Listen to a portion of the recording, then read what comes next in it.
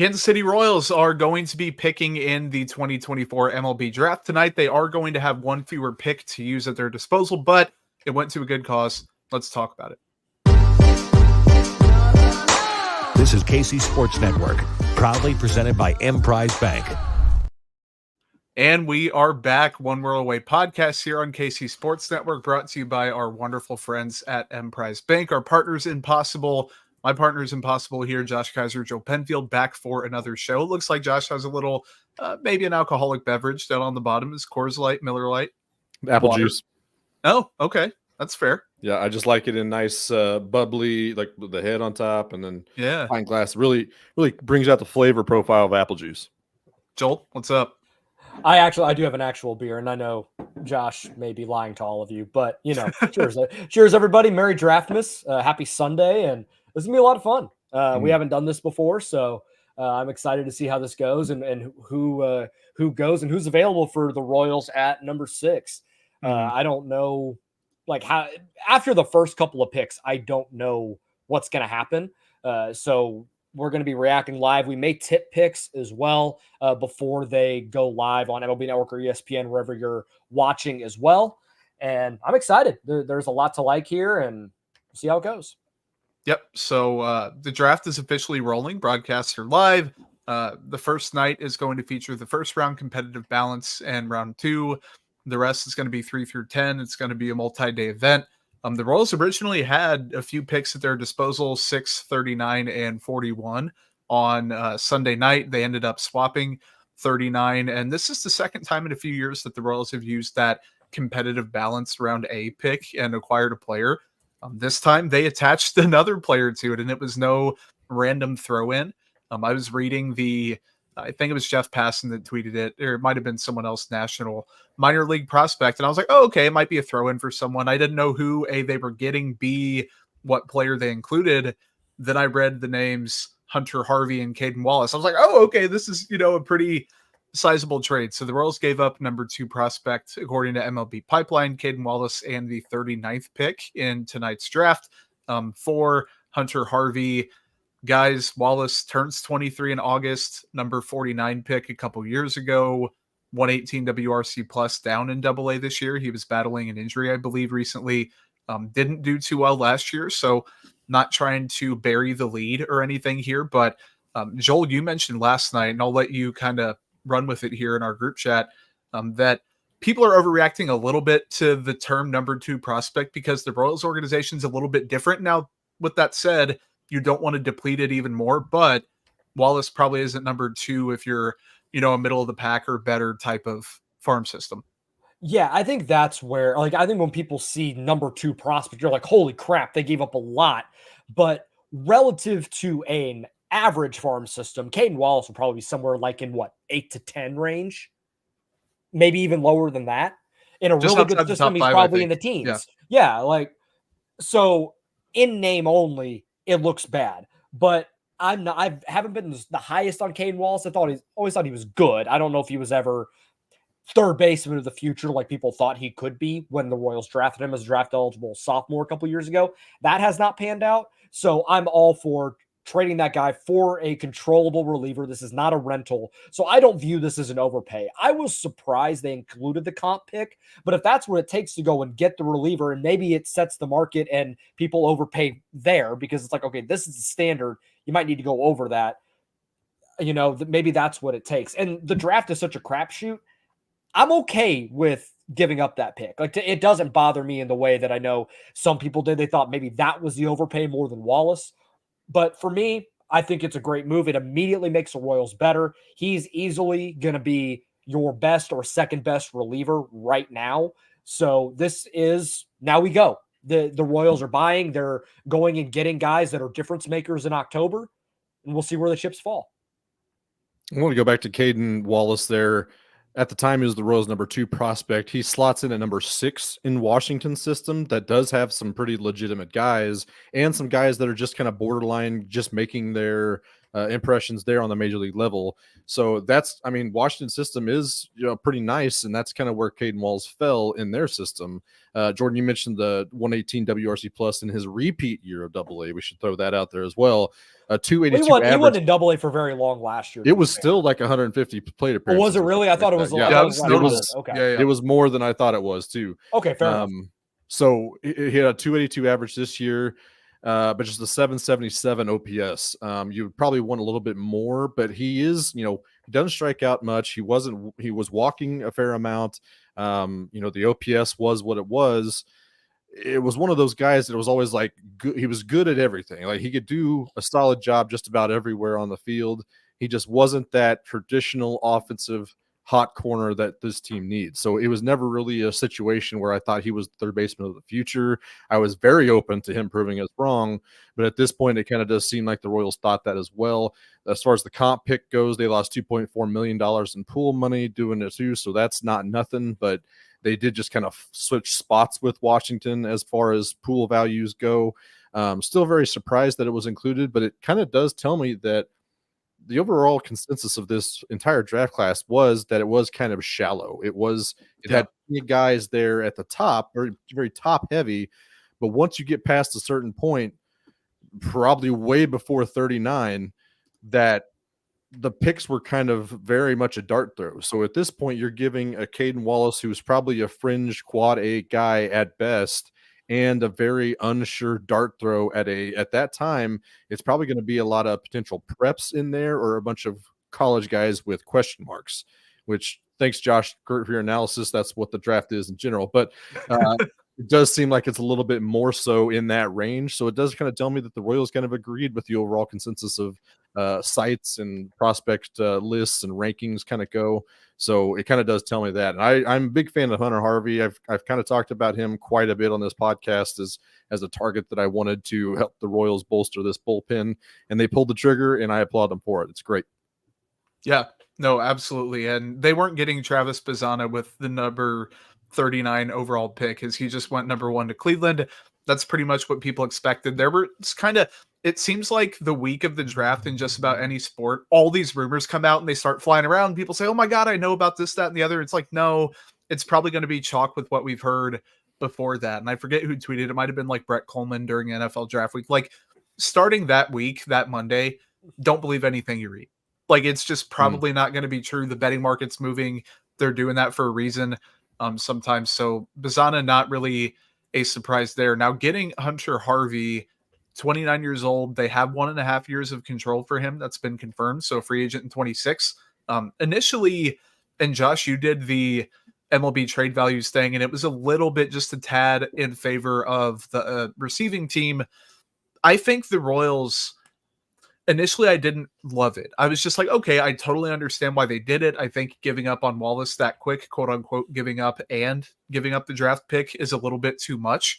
I still don't think the value is tremendous, but you look at Hunter Harvey, 4.2 ERA this year, but a 3.16 FIP in 45 innings. You go back to 22 and 23. He pitched 100 innings even, 2.7 ERA, was worth over 2 wins. He strikes out more than 10 guys per 9. High strikeout, manageable walk reliever. Got the power fastball, pretty decent splitter, not quite as good as it was last year, but still pretty good. Curveball, getting great results yielding this year. The slider, he only uses it about 3, 4, 5% of the time. It's a very low usage pitch, and for good reason, because opponents aren't succeeding against it. I read Annie's article. Annie Rogers of MLB.com does fantastic work.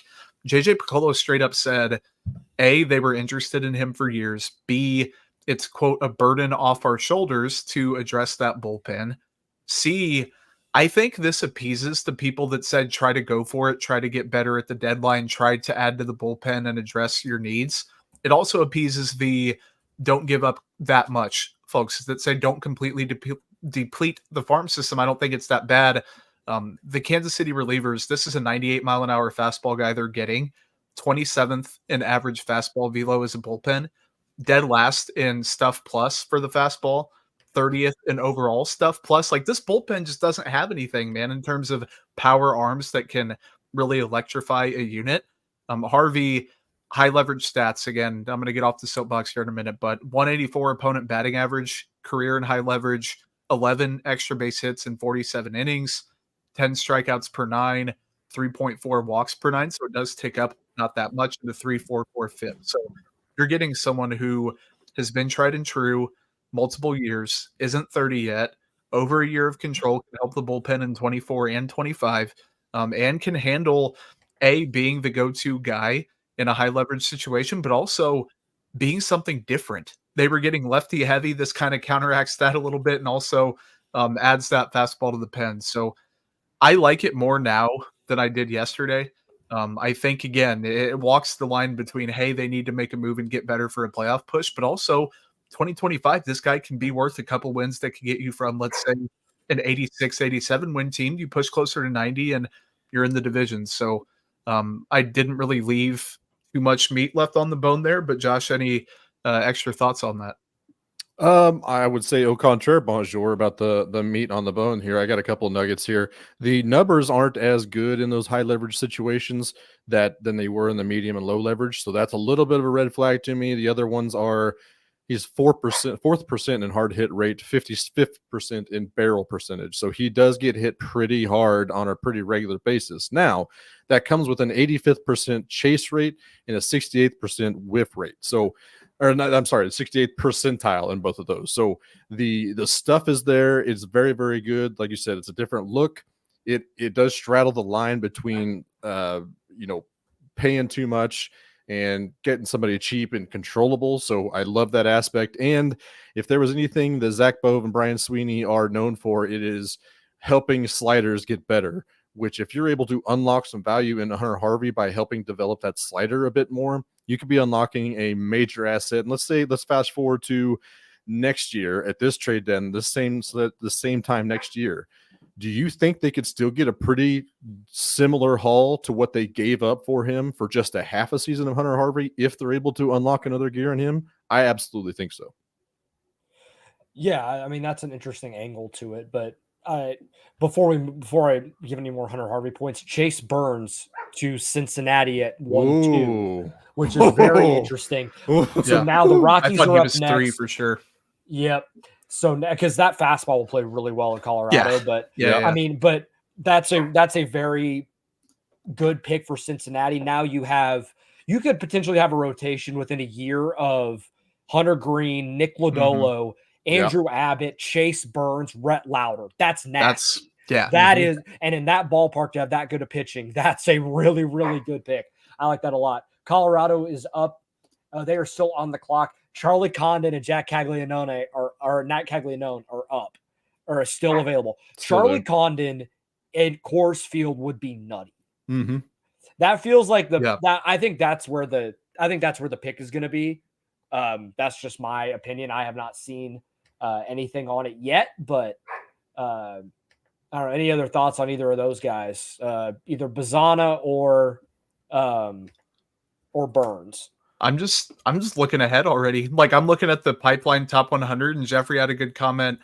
Brady brings up a really good point here that there's multiple people that I think could satisfy Royals fans' itches for the draft, and we'll dive more into that after the break here in a second. But man, there's options there, and really, this isn't the start that I thought. I thought that Burns was going number 3, so now I'm already kind of reconfiguring what I think is going to happen over the next few picks. Luckily, I think the further you get into the draft, the harder it gets to obviously predict with these prospects. We're already off to one hell of a start, but the Royals will pick soon. I like Chase Burns. I think that's one hell of a pick. I like it for Cincy, and I'm interested to see A, who tips off the Colorado pick first, and then B, who it's going to end up being.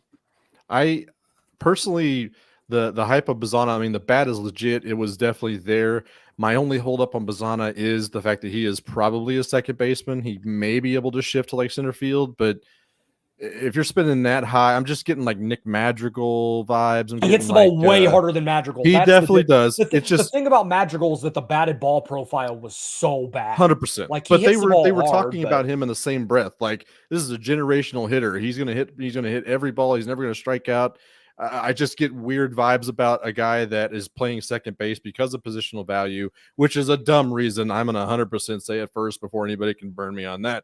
But that's kind of where I was a little bit reserved on Bazana. I liked Burns a lot. He was from the aggregate board that I did. Burns was like the number one pitcher available over Hagen Smith. So the other part about that is I was listening to the Baseball Tonight draft preview episode. Yeah. And it was Kylie McDaniel was talking about the Colorado owner really, really liked Chris Bryant when he was a prep coming up, and he thinks that Charlie Condon is that's the number one comp is Chris Bryant. So they think that he'll probably be. It makes sense.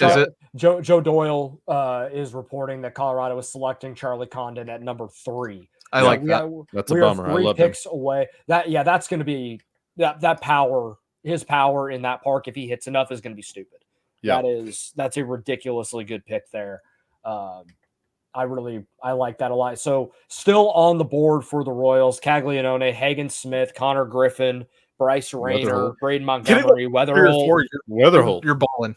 Yeah. I mean, you got this is again, like I said it a while back. Or I think I said it on our most recent episode when we talked about a lot of these guys. You can't. What's up, Drake? Hey, Drake. What's up? Glad to see you. Drake's in the chat. I told him to. So Condon's going to be nutty there. You have to get this right if you're the Royals. This is the last time you're going to have a chance to get a real serious top end. And you made a really good point about that, especially after last season when you just put your what on the table and said, I think the early returns on at least one of those guys is like with Blake Mitchell. That there's a big leaguer there. It's just not going to be. It's going to look a little odd, but I think there is a big leaguer there. I kind of have a comp for it, but I don't want to throw it out right now because I don't want to worry people or people get underwhelmed. I don't want to do that. I was the guy who talked about Connor Griffin being Bubba Starling, so I don't think you're going to say anything. So Josh has been hurt before, damn it, and you can tell. So while we got time, I'll go ahead and talk about it because I've made my concerns about Blake Mitchell known. But I think I have the guy that he probably profiles as the best in the big leagues. And I'm no expert at this. And I think comps can sometimes be lazy because it makes your ability to effectively scout, because you can just throw a name out there and that's all you need to say. I don't think it's that. But I think Blake Mitchell could be like Cal Raleigh, the catcher for the Seattle Mariners. Okay. Yeah. So, I think we talked about this actually in the group chat. Yeah, yes. So last season, Cal Raleigh, I scrolled too far down. So I'm going to go with 2023. Cal Raleigh is my example because I think that it's a pretty realistic outcome for Mitchell given the power potential. So he slashed 203 or 232, 306, 456 for a 111 weighted runs created plus, strikeout rate at 27.8% and a walk rate around 10. Put that comment down. Hi, Kent. glad to see you in here, Ken. Thank you, buddy. So I think that Blake Mitchell could be that. Now, Cal Raleigh also had 30 homers and 75 RBIs. I don't know if Blake Mitchell is a 30 homer guy, but if he could be 20 to 25 homers and instead of a 306 OBP, somewhere around 320, 330 with his ability to walk, I think that's a very good outcome for him. And with just the numbers I mentioned with Cal Raleigh, that was a 4.2 F4 season. I think Blake Mitchell could be around that at his peak, a 4.5 win catcher because of the ability behind the plate. Fangraphs loves defensive, how good defensive catchers are. And if you can hit for some power and you walk, weighted runs created plus is going to elevate and you're going to be a solid player. He's not now, and there's still I think perennial all-star upside if he cuts down on the strikeouts, but I'm not going to try and think about that right now. I think he's always going to punch out at a decent clip, but if he's going to make enough contact, and he's probably going to walk enough to balance it all out. So it looks like, and it hasn't been officially announced yet on the tracker, maybe on the Joe Doyle said that Nick Kurtz, who was mocked to the Royals, I think it was MLB, okay, so that's really interesting. That is interesting. That's very interesting. This just keeps getting better and better. I love this. I do want to throw up a comment. I want to hit the break, but Tom brought up under the old draft pick rules, if the Royals had the number 2 pick, who would you have taken? I think I just like Big Jack enough to where I would have done it, but that might be It's a really too hot risky take for me. I think it's too I risky. love him, dude. I think he's love gonna him too. be a He's freaking so good. beast. I think he can, but there's still a lot. Ugh. He's so raw that I just don't know. I Yeah. just don't know who that is. Cags, Kent, definitely. Yeah. Definitely Cags. I'm a I big Condon probably- fan. I'm a big Condon guy. I love him. You're and a I think big he what? would be for pick 102. Is Oh, that okay. what we're Yeah. talking about? I just loved Yeah. him so much. I think he would fit perfectly in where the system is needing you. If you had a fast track bat that could have really been up here in the next like 2 to 3 years and potentially. So it would have been fun to dream about, but that's all it is, just a dream. All right, we're going to take a quick break. The Royals are a little bit of ways away from being on the clock, but we have plenty to talk about on this episode of One World Away.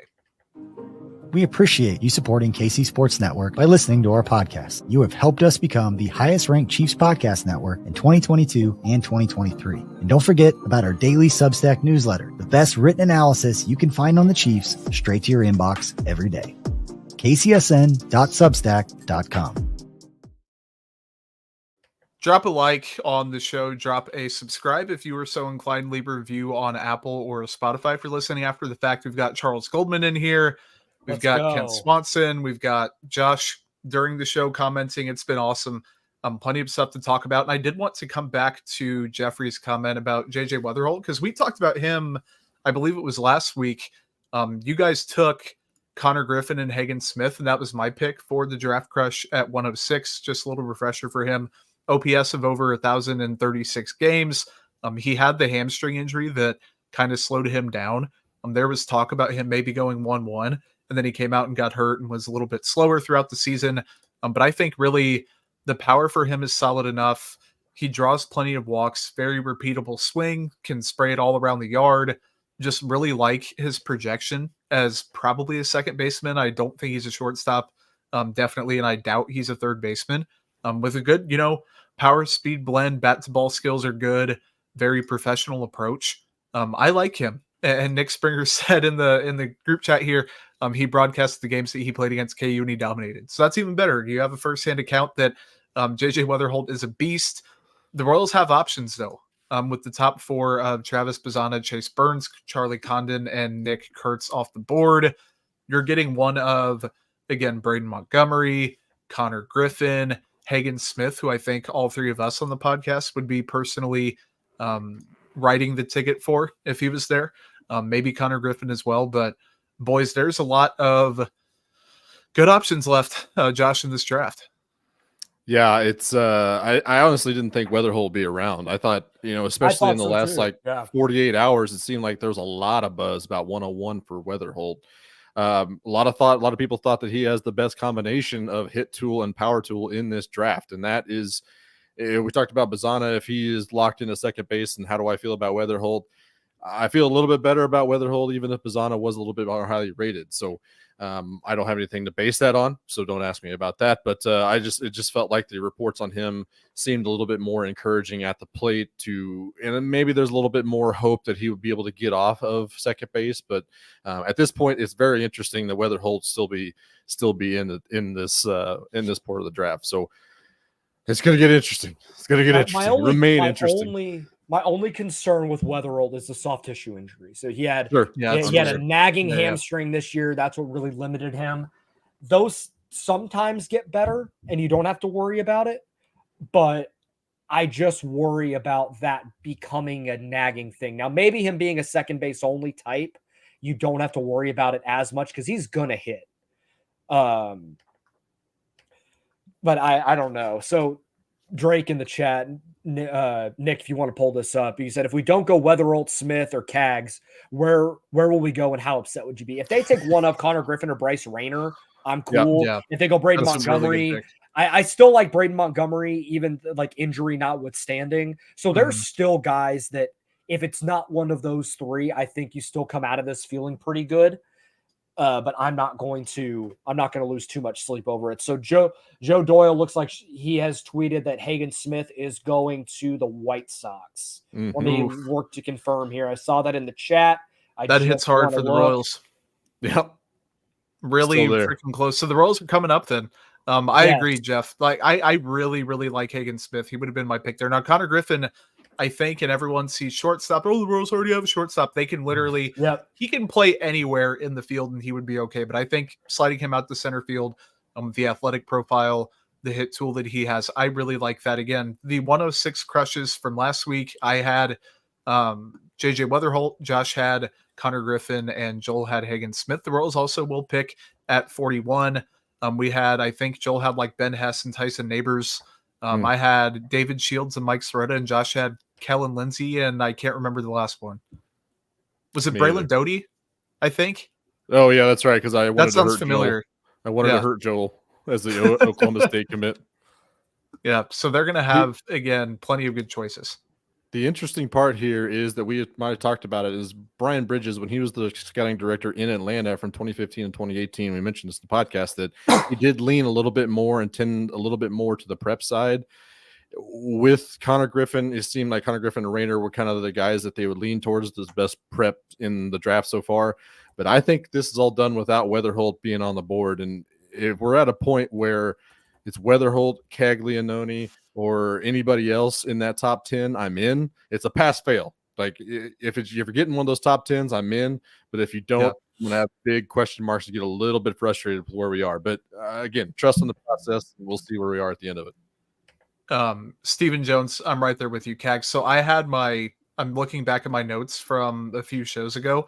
My personal big board minus the top 4, Cags obviously was in that, and that shows that I don't know anything. Hagen Smith was number 1. Nick Kurtz, who's off the board, is number 2. JJ Weatherholt was number 3. Braden Montgomery 4. Connor Griffin 5. And Trey Savage from East Carolina sneakily snuck in there at number 6. And if he's the pick at 6, sneakily snuck.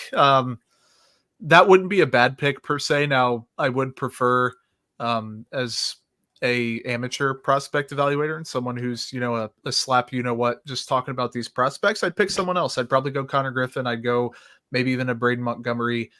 But again, they're going to at least have the option. They might not take us up on it, but they're going to have the option. Okay. So this is not the official pick, but 1 minute ago, Joe Doyle tweeted, "Welp, blow up your boards." I don't know if that means a response to what's happened. Yes, I don't know if that's Jeffrey's tweeting that the Royals are taking Cags. Whoa! If they take that Cag, that is the pick. It is Joe Doyle confirmed. The Kansas City Royals are selecting two-way player from Florida, Jack Caglianone. All right, as the number 6 pick in the draft. Cags. We got Cags and Spags in town, boys. Cags and Spags. The chat is hyped up. The chat. Wow. Sees it. Okay. That's what you want to talk about. I did not think that was going to be a possibility. I didn't either. All. Absolutely crazy. I did not expect Caglianone to be there. I will say this. Wow. This is not boomer bust like Blake Mitchell, but this is a very risky is not the right word, but there is a lot here where I'm like, man, it's an assertive pick. It is a very assertive pick.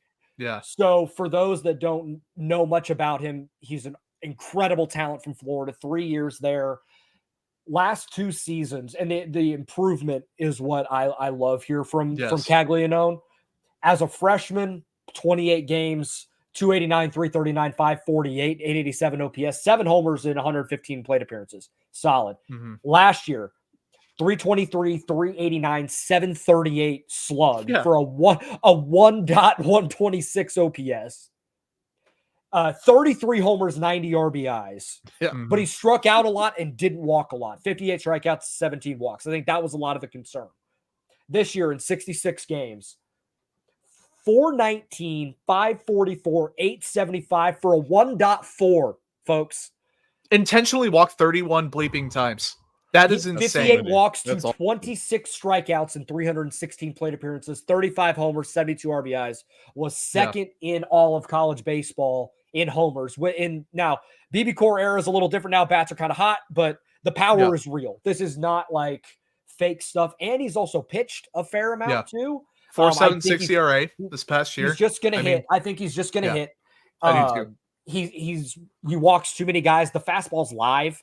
It's a really good stuff, but I think he's just going to hit. He's probably going to play first base. This is a steal for the Royals. Nick Kurtz going 4 is what allowed this to happen, in my opinion. Yeah. If they had gone chalk with a Weatherall, or maybe if they took a point on Connor Griffin, this is huge for Kansas City. This is your, again, like you don't need to get cute here. This is your last top 10 pick for probably a significant period of time, and you get this guy. This is massive. I'm sorry, I rambled for too long, fellas. Go ahead. Did you emphasize? You said massive. Did you emphasize his size? He's a big boy. 6'5", 250, boys. 250. 250 pounds. That is, from what I'm seeing here, a very large human being. And it's one of those things where you steps in the box and it is an intimidating presence. And that's just before you even get to the scouting report, before you even talk to the 70, 75 grade power that he has. This dude is legitimately a monster at the plate. I am so excited for this, that the Royals did the thing. They did the thing where they picked the guy. They did the thing. I'm still shocked that he was there. I'm shocked that he was there. Dude, Pipeline loved him, and that's Pipeline? no surprise. Kylie They were McDaniel had him very number big fans 4. of him. Baseball America had him 5. I mean, Yeah. it's not. The overall, he didn't was stretch at all. 3. I had a friend text me that's not a Royals fan and ask, explain this in football terms. I can't think of a That's a good guy question. that it's just different. Okay, It's Anthony just Richardson. different. It's another Florida guy, but like big time size, profile's kind of crazy. Ceiling is nuts. Yeah, I could see that. And like the power for him, he had 2 different, I thought I was, tripping on something because he had 2 different scouting grades on Pipeline. One said fastball slider, and I was like, what are they talking about? And I was like, oh yeah, he pitched also. I think he allowed like just over 6 walks per 9. So I'm with Joel. Like, it does deserve some credit that he's able to do both. And he struck out over 10 per 9. Like, it's a formidable route for him. But you're talking about, hey, this guy's a top 5 prospect versus, hey, you're going to take a difference later on. And Drake with a really good comment here. He might have more potential at the plate to come once he focuses full time on not being a 2-way player. The grades for him, the scouting grades from Pipeline, 55 hit, 70 power, 40 run, which, is expected, 60 arm, 55 field, overall 65. So you're getting just some truly, truly iconic power from Caglianone, whatever you want to call him. You're getting quite a bit of pop in the bat. You're getting a professional approach at the plate. You're getting somebody who legitimately struck fear into college pitchers last year. Walked 31 times intentionally after just 3 the year before when he was hitting the cover off the ball anyway. 8 doubles, again, 35 home runs, as Joel brought up last season at Florida, 58 walks to 26 strikeouts. That stuff isn't going to translate 1-to-1 over, but it's going to translate, I think. I buy this SEC profile. I think, it just means more there in the SEC if you haven't heard before. And this just means more for the Royals. Like, this is a very assertive pick. Again, it's an aggressive play by JJ Piccolo, a guy who has experience, a guy who's still young enough, I think, to work his way up. This is fun. Regardless of where you think he's going to play in the field, regardless of how you feel about the pitching status and the prospect profile there, regardless of the timeline, you're getting a very, very talented left-handed bat that you can put right at the top, towards the top of your prospect list, pretty much regardless of system, I think, let alone the Royals one that just lost Caden Wallace. Hey, the Royals gave up their number 2 prospect in a trade on Saturday night. Well, they just got one of their top 2 prospects in Jack Caglianone with the number 6 pick of the draft. So I was just thinking about that. Mid-season, is it Cags or Mitchell at 1? I think it's Cags. Because I think it's Cags as well. Cags is an immediate top 40 type prospect. Mm-hmm. I'd say the same. Yeah. Oh, yep. Of course, they're throwing up Bryce Harper highlights right after. Woo! Oh man, imagine you want to get a fan base fired up. Go ahead and compare the recent draft pick to Bryce Harper. Jim Callis was comparing him to A-Rod when he got drafted. So and Patrick Mahomes approves. By the way, he just tweeted out "Let's go" with the flexing emoji. So Drake thinks it's a pretty easy one over Mitchell. I think so too. Like, Mitchell's been great, but it's different. God, I'm just fantasizing about a lineup in 3 years, potentially with Bobby Witt, Mhm. Vinny Pasquantino, Jack Caglianone, and Blake Mitchell Over somewhere under in Aaron that lineup. Judge. That is Over crazy. under Aaron, That is a Aaron fun Judge is like a lineup. Hall of Famer. I'm not going to go there. That's gotta be I'm not gonna commenting go on there. our hyperbly here, right? Yes. Yeah. It's like, how does I'm this not affect LeBron James's legacy? One of those things. Which I love that. So everyone, I know people are talking about Weatherall. Weatherall's going to St. Louis. So Okay. this now becomes a very interesting conversation Good comment. with the Garrett 9. I-70 series. It's Because it intriguing. happened a couple of years ago when the Royals Yeah. took Brady Singer and the Cardinals took Nolan Gorman right Yeah. before. So now it's good. The Weatherall and Cags are kind of going to be linked in this area because they're drafted back to back. And you get a rivalry sort of aspect to it. So it's going to be really interesting. This is still just unbelievable that the Royals were able to get Caglianone in their system.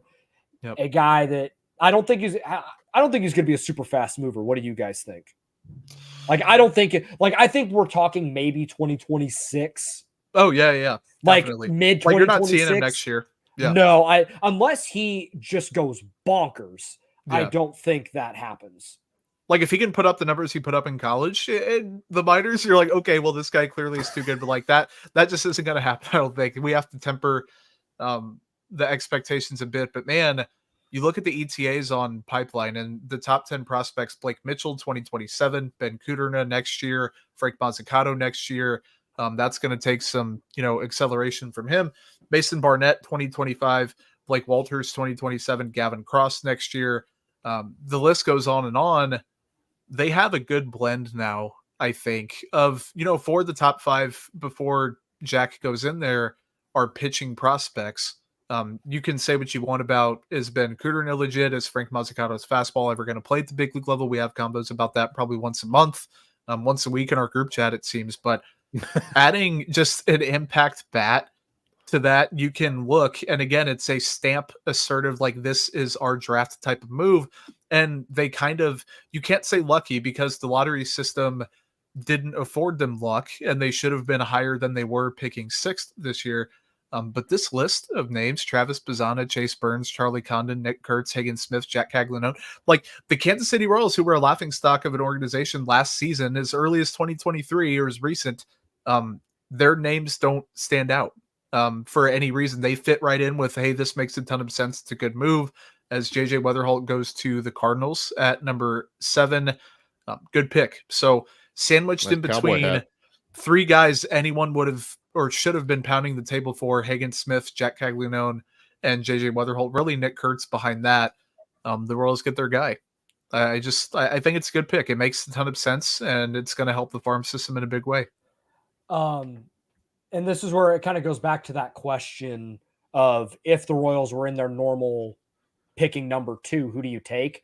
I'd say, like, if they took Cags at 2, I wouldn't be upset. This isn't a reach by any stretch. By the way, I'm scrolling Twitter and I'm looking, and the first thing I see when I refresh my page is a picture of, or a video of Caglianone hitting a ball 516 feet over the scoreboard in right center. I know it's an aluminum bat. That power's stupid. Didn't he also hit like a 432 jack over the batter's eye with like a 34-degree launch angle or something crazy? The power is absolutely insane, and if he hits enough and doesn't strike out a ton, I mean, this is gonna be nuts. This is a dude you probably could plop in. I think they're gonna send him to low A right away, just like get his feet wet. But probably Quad Cities by the end of the year, and then he may be in Double A next year if he really hits the ground running here. This could be really, really special for Kansas City if he pans out, which is always a big if. It's the MLB draft. It's not an exact science. Guys do not start in the big leagues right away, so their time will tell. But the ceiling for what Caglianone could be is absolutely special and worth a worthy swing with the 6th overall pick. Go ahead, Josh. I was just thinking, I was fantasizing about what this lineup could look like earlier. But if we're gonna roll the dice and look at it, where we see a lineup where Vinny's there, Bobby's there, Cags is there, Let's say Carter Jensen's there. Let's say Blake Mitchell's there. That's a lot of lefties. That is a lot of power for the left side of the plate. That is not nothing. That is a lot of fun to be able to think about. And if that's where we're headed, maybe if we're talking about new stadiums, just pull that right field fence in. Just give me Yankee Stadium left field. I don't care. Give me that short porch and see how many jacks we can get out of this yard. So that's interesting. A lot of power from the left side of the plate in a few years. That's a perfect segue. Could be very interesting. Bruce with a really good segue here, because I was going to bring us down a little bit, or at least clarify some things, maybe long term. Bruce saying that he saw Cags live in person, big dude with some athleticism. This is an imperfect practice because you're looking years ahead. But assuming Vinny Pasquantino is still on the team, assuming maybe they do have either a Salvador Perez still maybe DHing, less of a catching full-time role, Bobby Witt Jr. on the team, MJ Melendez, who knows what happens with him. You're going to have to potentially Blake Mitchell up on the big league squad. Where does he play? Do you stick him in right field and say, hey, we're going to try you out there? Do you keep him at first base and then deal with Pasquantino later? Does this, I think right now it's obviously super premature to make any move, and next year probably is as well, but I'm not sure.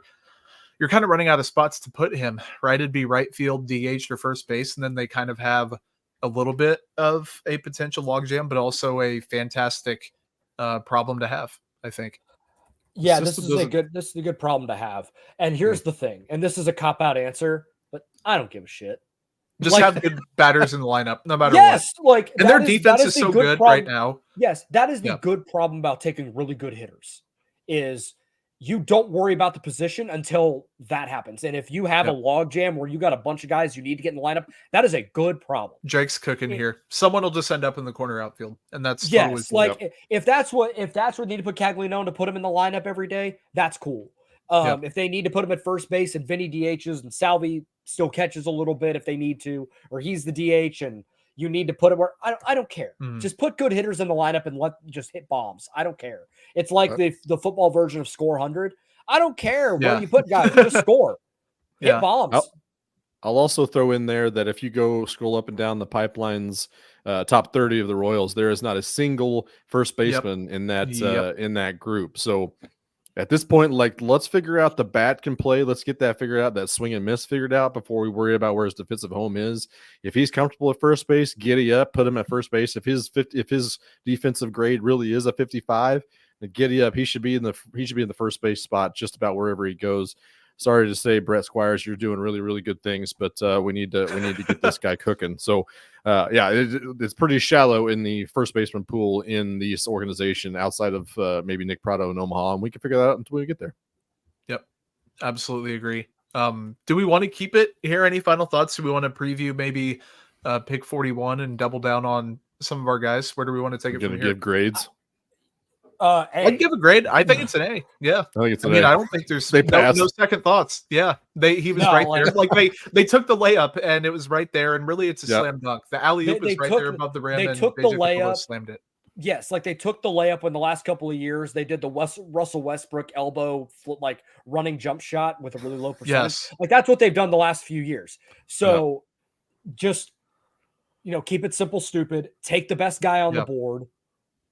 And we don't have to worry about thinking about projectability or, hey, this is a really raw project, but hey, this guy can maybe help us in 2028. No, Cags could be a fast mover. He's an impact bat that you can plug into the middle of the order, can hit for a ton of power. And if he doesn't swing and miss a bunch, we're in really, really good shape. We've got some great nicknames for Jack Caglianone right now. Jack Tani is great. Cagtani was the one. Cagtani's good.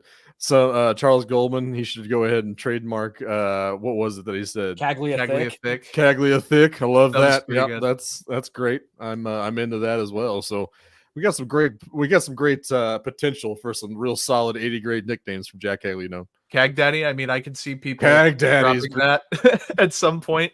Again, really good engagement from the chat. Thank you guys for jumping in live with us. Or tuning in after the fact. I'd assume on Monday morning, maybe a couple drives in, people are listening to what three Yahoos have to say about the Kansas City Royals trade for Hunter Harvey and then draft Jack Caglianone in the first round of the MLB draft. That's one hell of a weekend for JJ Piccolo. I know again that you did lose Caden Wallace. That is a notable departure from the farm system, but man, to do that and maintain a pick 41 later in as Christian Moore goes to the Angels at number 8. So the draft's starting to move on a little bit. Moore, I don't know where he was in the top. He was like list 13. here. He was like exactly 13. Yep. So I've got him the 15 on my question with aggregate him board. before we get out of here is Gotcha. when will he be in the big leagues and what, on August 1st? Yeah. Yep. That's what they do. Just skips, Yeah. just Yeah. skips minor league baseball, just reports right to the 40-man roster. Mm-hmm. Oh, wow. Yep. Ryan Rain with a really good comment here. And he said drafted as a two-way player, going to get the opportunity to do both. That's I don't know That's if I not agree with nothing. that. I'll be honest. So I should don't we- know. I think we didn't I really think he cover was that letting part. hit. Yeah. Didn't really Yeah. cover We that talked part. about You it guys kinda- want a to- little bit when I read off some stats, but yeah. I don't see them letting him do both. I don't. So- If he was in like, I mean, the fastball profile is elite, the slider's really good, but it's the walks, man. Like I just would Yeah. rather let him dive into hitting. It seems like he has improved every year in that regard. You just let him hit, and I don't worry about the pitching side. So And my he's got I- a I decent really- cutter. I would give it Yeah, like a cutter's less good. than 2% chance that they actually let him hit or let him pitch. less than 2%. Let's fast forward again. Let's say he's 26 in Double A, can't get out of Double A, and he's been Then you hitting let him pitch. primarily. Then you let him Pesson pitch. saying he's hitting only. I think with all due respect, and we've praised Annie earlier, that could be an instance of relaying what you're told, I think. Sure, of 100%. And again, now, like, I think we're all in agreement that it's highly doubtful that he pitches. He does have something to go off of, even as a Tommy John guy that's been through that and worked his way back and pitched for a couple college seasons. He does deserve credit, again, for what he's done and being a high strikeout guy, having a triple-digit fastball, having all that stuff is fun to come off of. And maybe if he wasn't so damn good at the plate and serviceable in the field and a decent athlete, you'd be like, okay, well, let's see. I think just though he's so overwhelmingly good in college at what he did, that it's probably not going to happen, I don't think. I just kind of looking if there's a point where we have to salvage value and there is a relief pitcher floor to be had. Sure. There's also an argument to that with the safety of this pick too, I think. Yeah. But yeah, the command issues can be overcomable in the bullpen in that route. But at the same time, Mhm. like if you can't throw strikes, you're not going to do anything. With the same with the hitter. Like if you can't make contact, you can't make solid contact on a regular basis, you might as well be out. So it's very interesting. A lot of things to talk about with Cags, and I was happy to have been here with you guys to have experienced that with you and the viewers. Shout out to the viewers and the thank you commenters to everyone on that hopped YouTube. in the chat. This has been Like, awesome. subscribe if you're here. Let's see you every week, and we do live shows every Tuesday night at 8:00, and let's talk about these Royals. But a very exciting time for Royals fans.